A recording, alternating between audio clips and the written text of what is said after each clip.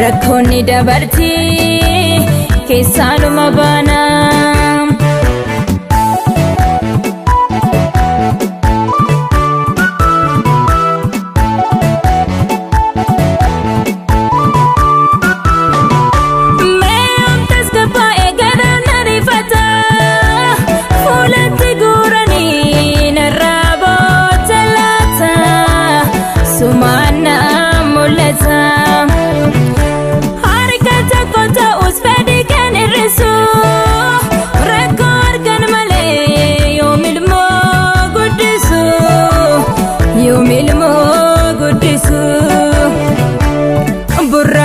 Milkito inku fusilale najajabesita naftate hamile gammachu ke male boya ke narkini anu si fanjira kurfoto yadini ifdu badabi adu fadu kale najajabesita naftate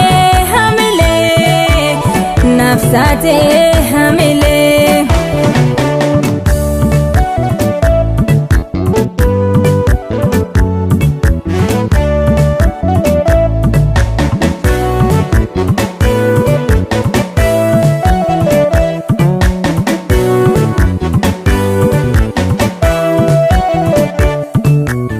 Fiade harmeto na kutu deveti oto apifiktu adu sitiliti umana gudiste karkasa pamale kanda pula flatu me ainu simale akana anjete garana nyatini sif midamun kiya dirkama yadini akana mamiti kanu umekabna rakkoonni dabarti keessanuma baana.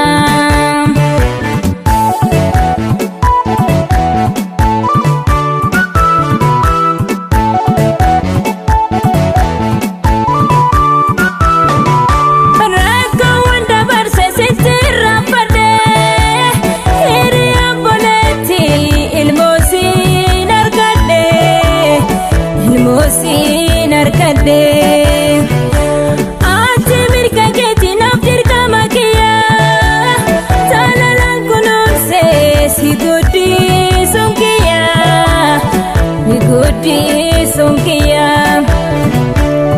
Ilmoon qaba jechuun wareegama malee foonis raammoo dhala yoo guyyaan bubbulee murteessaan guddisu gasnaan dirqama kee ilmoo abaluu jechuuf maal godha maqaan kee.